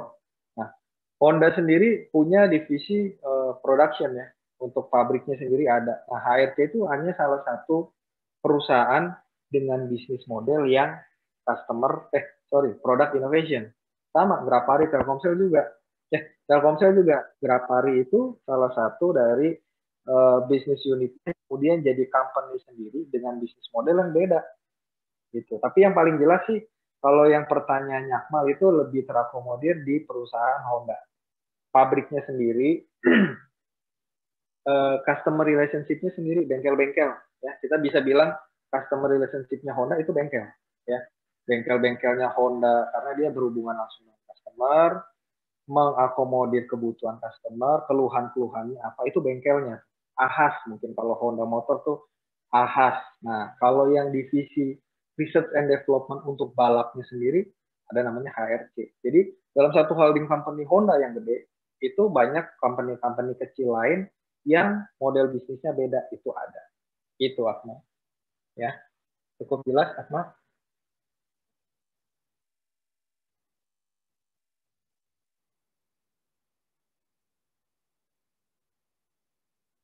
Oke. Kalau gitu saya lanjut lagi ya, Pak. Ya lanjut silakan Pak. Oke, baik. Kemudian selanjutnya ada bait and hook ya, bait and hook. Oke, Akmal nanti saya jawab lagi. Nah, ini ada bait and hook ya. Bait and hook mengacu pada pola model bisnis yang ditandai dengan menarik, murah atau penawaran awal yang gratis, yang mendorong terus pembelian masa depan produk atau jasa tersebut. Pola ini dikenal juga dengan loss leader atau razor and blades. Ya. Loss leader mengacu untuk subsidi, menawarkan bahkan rugi di awal dengan tujuan untuk menghasilkan laba dari pembelian berikutnya. Saya kasih contohnya adalah Google Drive. Dia kasih kita gratis penyimpanan 15 GB. Ya, 15 GB itu kalau kita pikir berapa usernya, berjuta-juta user, dia udah siapin server dulu di Google.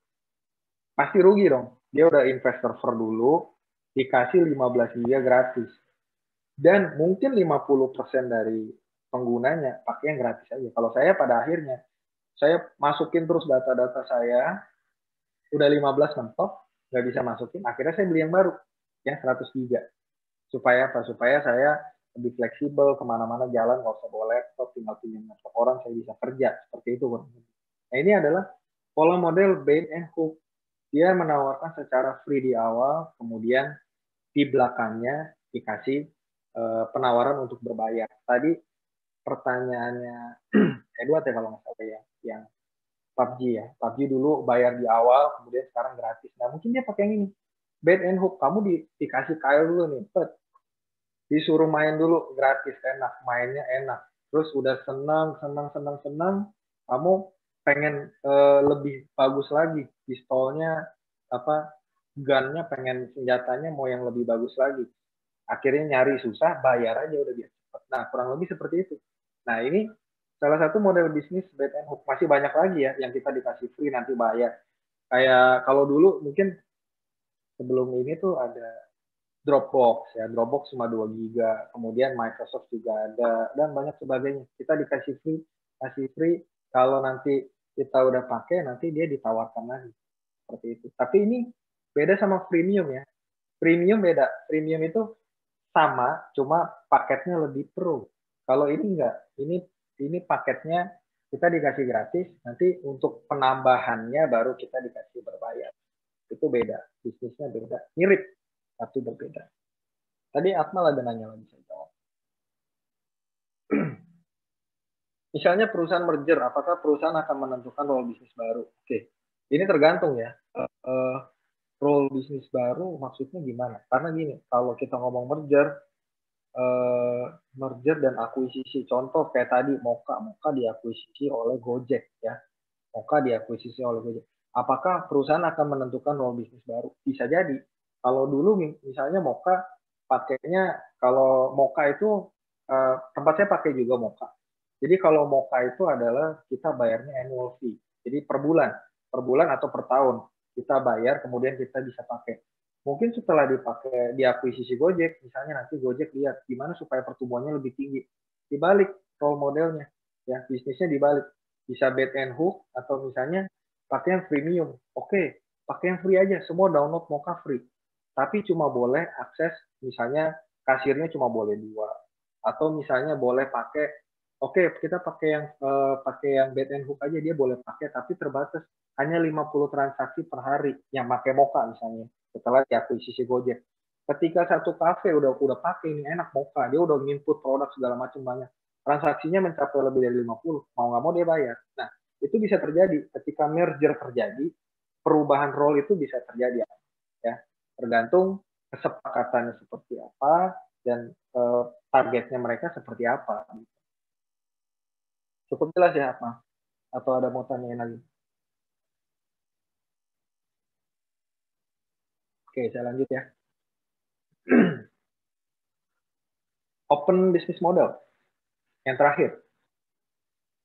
Pola open business model menunjukkan di mana perusahaan cenderung mengikut sertakan masyarakat dan publik dalam bekerja sama menciptakan produk dan secara transparan dan terbuka bagi publik untuk menyumbangkan ide atau masukan. Ya, jadi dia buka seluas-luasnya. Kalau dulu mungkin R&D ya, atau research development dilakukan secara internal. Nah, ini dia buka kesempatan. Mungkin customer-nya menyumbang ide untuk produk-produk baru. Contohnya adalah ini. Awal 2008, Starbucks membuat sebuah situs web komunitas, My Starbucks Idea. Teman-teman nanti boleh buka ya. Saya rasa anak-anak binus ya di lantai 1 kan sering nongkrong di situ ya. Nah, boleh buka nih, Mas Starbucks Idea. Misalnya kita lagi di Starbucks, saya pengennya yang begini, saya pengennya begitu. Atau mungkin ada produk yang ini. Starbucks membuka channel untuk customer-nya menyampaikan ya ide-ide. Kalau memang idenya sejalan dengan Starbucks atau idenya out of the box tapi visible untuk dijalankan oleh Starbucks, mungkin akan diakuisisi oleh Starbucks ya. Nanti bisa dihubungin oleh Starbucks-nya atau gimana. Jadi ini adalah salah satu model open business model. Oke. Sampai sini ada yang pertanyaan? Ini bisnis model yang terakhir. Tapi habis ini saya ada satu segmen kita diskusi ya. Sampai sini ada pertanyaan untuk open business model?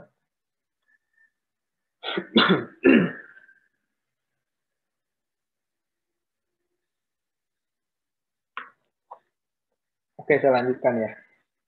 Oke, nah ini saya mau bahas satu perusahaan. Teman-teman di sini kita partisipannya berapa nih? Partisipannya cukup banyak ya, ratusan ya. Saya yakin nggak ada yang nggak pakai aplikasi ini. Ya, tapi saya kasih lihat aplikasinya. Kalau ada teman-teman di antara teman-teman yang nggak pakai aplikasi ini, boleh tunjukin namanya ya. Tapi menurut saya pasti pakai lah ya. Kita lihat perusahaan yang mau kita bahas. WhatsApp ya. Oke. Ada nggak yang nggak pakai di sini? Boleh nongol di chat atau nongolin kameranya. Boleh, silakan. Ya, selama dia punya handphone, mau Android, mau iOS, kayaknya semua sih pakai menurut saya. Nggak mungkin nggak pakai gitu ya. Nah, ini nggak ada yang chat, tapi menurut saya semua pakai. Pertanyaannya, kita pakai WhatsApp kan tiap hari nih. Kita chatting ke teman-teman kita ya. Kita lagi di mana, foto kirim. Wah, lagi seru-seruan bikin video kirim. Kita voice note, kadang voice call, kadang video call, kadang meeting juga di kantor pakai WhatsApp. WhatsApp dapat untungnya dari mana? Model bisnisnya yang dipakai apa? Kalau ada teman-teman yang tahu, boleh tunjuk, boleh chat atau boleh langsung nongolin kameranya, saya pengen tahu. Coba, saya kasih waktu 2 menit lah, 2 menit. Kira-kira WhatsApp ini model bisnisnya seperti apa? Dari yang tadi ya, ada unbundling, ada multi-sided platform ya, terus ada open as business model, ada free, apalagi macam-macam. Ayo, ada yang tahu nggak si WhatsApp ini ambil untungnya dari mana? Kita ngirim foto aja, satu orang 2 megabyte misalnya kirim. Yang ngirim foto sehari berapa ribu orang, berapa juta orang. Masuk ke servernya WhatsApp. WhatsApp invest server begitu besar, infrastruktur begitu besar ya. Belum lagi kalau kita kirim video lah, kirim file, PDF dan lain-lain, profile design segala macam kirim. Taruh di mana? Taruh di server WhatsApp. Tapi kita pakainya free. Nggak ada batasan. Oh, sehari cuma boleh chattingan 100 kali, selebihnya bayar. Nggak ada. Ya. Kira-kira WhatsApp untungnya dari mana? Mungkin Bapak Ibu, dosen juga boleh kalau mau sharing. Ada yang mungkin yang udah tahu gitu sebelumnya. Oke, Rudi Prabowo dari datanya. Oke. Wah, Kelvin jual data. Wah. Nah, ini banyak ya jawabannya. Saya baca satu-satu. Keuntungan, data dikumpulin, kebiasaan, chat mereka, semacam data analis. Oke. Banyak yang kirim foto, rumah makan. Oke. Jadi kita ngomongnya data analis ya, data scientist ya, atau big data lah. Mungkin data perilaku konsumen. Oke. Jual data. Oke. Mungkin dari induknya Facebook, dari sibling app Instagram. Oke. Ada 2 revenue. WhatsApp Business API dan data profiling dari setiap customer untuk advertiser. Oke. Akun bisnis. Oke. Oh, banyak nih. Subscription, business model, oke. Caranya menyasar perubahan-perubahan yang ingin memanfaatkan basis pengguna. Bukan iklan, melakukan interaksi pengguna WhatsApp. Pelamatan jadwal. Ini udah browsing nih. Oke, WhatsApp for Business, salah satu dari valuasi saham. Oke, ini benar. Oke, valuasi, oke. Kalau gitu saya bahas ya. Beberapa tadi udah ada yang benar. Mungkin mereka udah pernah dengar sebelumnya atau browsing. Nah, WhatsApp pernah ada wacana bahwa, bukan wacana, dulu WhatsApp itu bayar kalau nggak salah $1 itu 1 tahun untuk pengguna WhatsApp. Ya, pernah ada tuh tahun berapa, wah nanti kita akhir tahun mesti bayar. Terus tinggal uninstall, kita install lagi. Gitu. Dengan nomor yang beda, itu bisa. Terus kalau gitu untungnya dari mana? Dia diakuisisi Facebook. Akuisisi Facebook itu nilainya triliunan. Itu akuisisi terbesar. Tapi sampai sekarang WhatsApp belum punya revenue. Revenue-nya apa? Nah, ada orang bilang satu, ya, ada yang memprediksi bahwa WhatsApp akan mengadakan subscription. Yang mau pakai harus bayar. Tapi sampai sekarang belum terjadi. Dua, advertising. Mungkin WhatsApp, pernah ada juga wacana bahwa WhatsApp akan mengadakan iklan. Tapi sampai sekarang balik lagi belum terjadi, ya. Jadi belum ada tuh iklan di WhatsApp. Terus kemudian WhatsApp Business, oke. WhatsApp Business setahu saya sih juga nggak bayar. Tapi tadi ada yang sebut WhatsApp API ya, untuk open API-nya, untuk melakukan integrasi dengan sistem yang mau disambungkan ke WhatsApp-nya.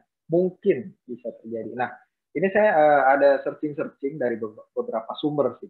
Belum tentu benar juga, tapi kemungkinan model yang akan dipakai oleh WhatsApp dalam mendapatkan revenue adalah seperti ini. Yang pertama, kita lihat datanya dulu. WhatsApp user, ya, kita lihat 1.500. Tapi lihat lagi ke bawah. Monthly active users in millions, ya. Jadi dalam sebulan user aktifnya 1,5 miliar.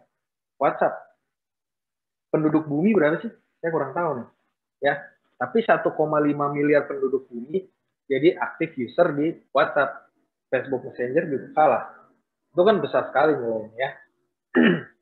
Kalau dia mau pakai subscription, $1 aja kaliin itu 1,5 miliar, triliunan udah nggak tahu berapa deh, banyak banget, ya. Belum lagi kalau misalnya apa, ya macam-macam lah, iklan lah apa segala macam, ini udah potensial banget. Tapi WhatsApp nggak melakukan itu.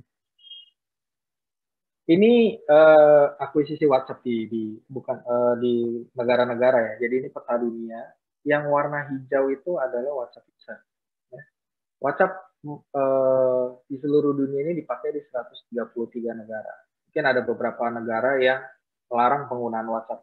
Tapi kalau kita lihat Indonesia, dari ujung sampai ujung hijau semua tuh, ya. Jadi kayaknya semua orang Indonesia yang punya handphone pasti ada WhatsApp-nya. Karena apa? Ya karena kita beli handphone baru aja udah ada WhatsApp-nya dalam, nggak usah download. Jadi keuntungannya di mana?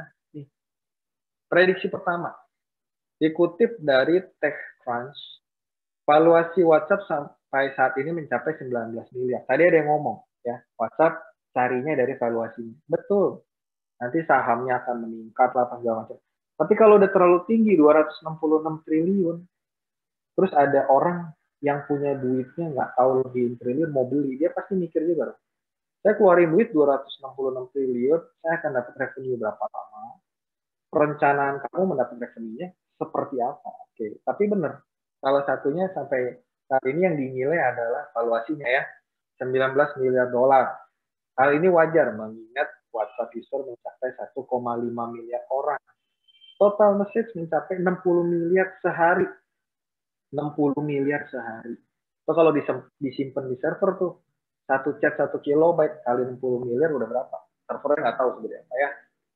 Harga tersebut membuat WhatsApp dapat duduk sebagai salah satu perusahaan teknologi yang masuk dalam daftar perusahaan startup Dekakorn. Berdasarkan Business of Apps, model monetize WhatsApp adalah jasa pengiriman uang internasional seperti PayPal dan Stripe dan subscription fee tadi, ya. Jadi jika WhatsApp tidak menggunakan iklan untuk mendapatkan uang apabila sudah dimonetize, Forbes memprediksi bahwa WhatsApp akan mampu menghasilkan $7 per user. Jadi potensi pendapatan WhatsApp mencapai 10 miliar per tahun. Ini menurut mereka nih, ini baru prediksi, ya.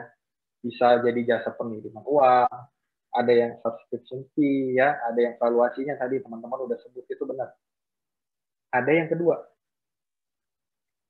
Beberapa saat lalu Facebook mengumumkan model bisnis WhatsApp akan fokus pada layanan bisnis.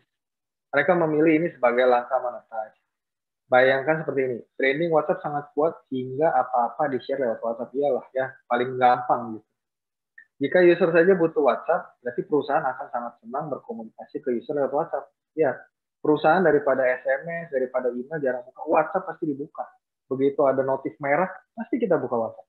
Bangun tidur, bukanya WhatsApp. Mau tidur, buka WhatsApp lagi gitu kan. Paling nomor satu deh. Jika WhatsApp membuka jalur komunikasinya dan melakukan charge sebesar $0,01 ya, ini $0,01 untuk tiap pesan melalui notifikasi belanja Tokopedia. Kita belanja Tokopedia kan ada notifnya ya. Anda telah memesan gitu. Tokopedia itu dalam 1 bulan transaksinya 16 juta. Jadi kalau per chattingan itu ya notifikasi itu bayarnya $0,01 aja. Dari si Tokopedia, Facebook meraih untung $160.000 dari satu perusahaan. Dikaliin aja berapa juta perusahaan. Jadi prediksinya mereka begitu, kurang lebih ya. Ada yang bilang nanti mau iklan, ada yang bilang subscription fee, ada yang bilang ini bisnis dan sebagainya. Ini baru prediksi. Satu lagi, ini yang terakhir dari saya. Kita lihat videonya. Setahu saya ini sudah jalan. Tadi ada teman-teman BINUS, ada satu yang jawab soal ini. Kita lihat videonya.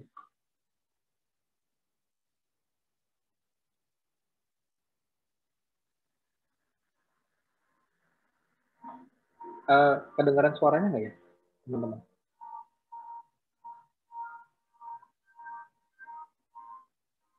Kita baca aja deh ya.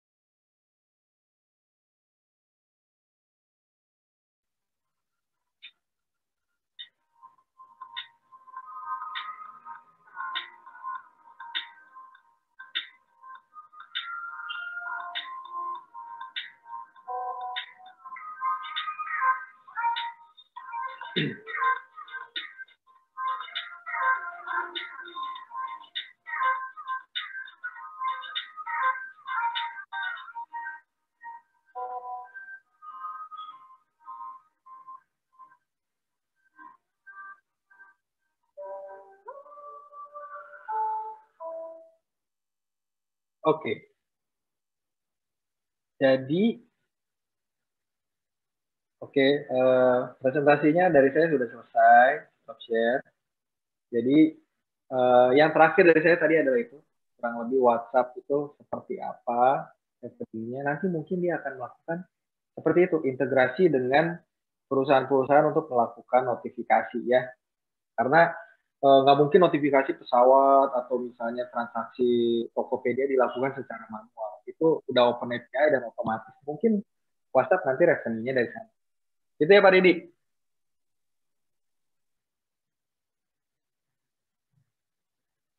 Dari saya sudah Pak Didi, udah materinya sudah cukup. Mungkin selanjutnya saya kembalikan ke Pak Didi. Oke, terima kasih Pak Fadila udah datang di kelas kami.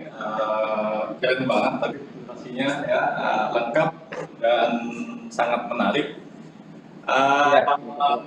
Mudah-mudahan bisa bermanfaat buat mahasiswa sekalian dan buat dosen kita semua. Jangan lupa Pak, nanti share PPT-nya di WA saya Pak ya. Baik. Pak. Oke, terima kasih Bapak Ibu dosen sekalian yang sudah bergabung. Terima kasih buat mahasiswa sekalian. Sampai ketemu di kelas masing-masing untuk yang akan datang. Dan sampai jumpa. Terima kasih. Terima kasih atas kesempatannya. Terima kasih Pak. Terima kasih Pak. Terima kasih Pak. Terima kasih Pak. Terima kasih Pak. Terima kasih Pak. Terima kasih Pak. Pak. Terima kasih. Makasih, Pak. Sama-sama. Terima kasih, Pak. Makasih. Udah bisa keluar, Pak. Makasih, Pak. Ya, Makasih, Pak. saya live ya, Pak. Makasih, Pak.